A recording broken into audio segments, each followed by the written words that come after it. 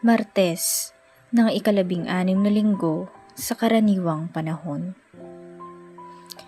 Pagbasa mula sa aklat ni Propeta Mikas.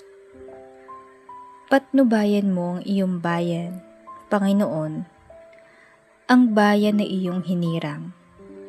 Nag-iisa siya sa gitna ng matabang lupain.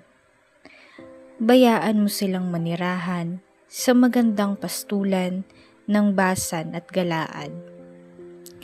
Magpakita ka sa amin ng mga kababalaghan tulad noong ilabas mo sa Ehipto ang iyong bayan. Wala nang ibang Diyos na tulad mo. Pinapatawad mo ang mga kasalanan nang nalabi sa bayan mong hinirang. Hindi ka nagkikimkim ng galit. Sa halip ay ipinapadama mo sa kanila ang tapat mong pagmamahal. Muli kang mahahabag sa amin. Lilimutin mo ang mga pagkakasala namin at hihahagis sa kalaliman ng dagat. Ipamamalas mo ang iyong katapatan sa Israel at ang walang maliw na pag-ibig sa angkan ni Abraham. Gaya ng iyong ipinangako sa aming mga magulang mula pa ng unang panahon. Ang salita ng Diyos. Salmong tugunan. Pag-ibig mo'y ipakita, iligtas kami sa dusa. Ikaw, O Poon, naging mapagbigay sa iyong bayan. Pinasagana mo't muling pinaunlad ang bansang Israel. Yaong kasamaan ng mga anak mo'y nilimot mong tunay. Pinatawad sila sa nagawa nilang mga kasalanan. Ang taglay mong puot sa ginawa nila'y iyon nang inalis. Tinalikdan mo na at iyong nilimot ang matinding galit.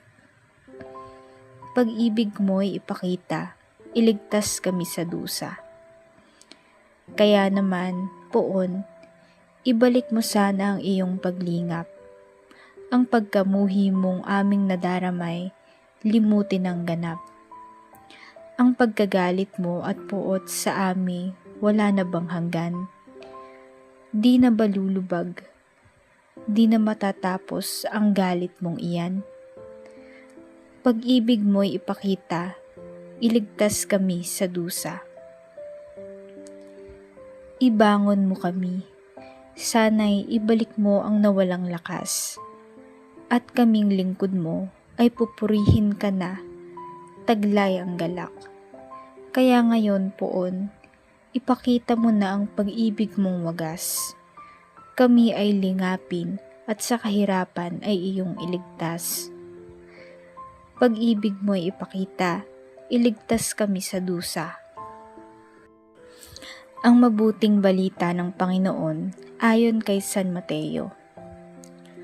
Noong panahong iyon, samantalang nagsasalita pa si Jesus, dumating ang kanyang ina at mga kapatid. Naghihintay sila sa labas at ibig siyang makausap. May nagsabi sa kanya, "Nasa labas po ang inyong ina at mga kapatid at ibig kayong makausap." Ngunit sinabi ni Jesus, "Sino ang aking ina at sino-sino ang aking mga kapatid?" Itinuro niya ang kanyang mga alagad at sinabi, "Ito ang aking ina at mga kapatid. Sapagkat ang sino mang sumusunod sa kalooban ng aking amang nasa langit, ang siya kong ina at mga kapatid." Ang mabuting balita ng Panginoon.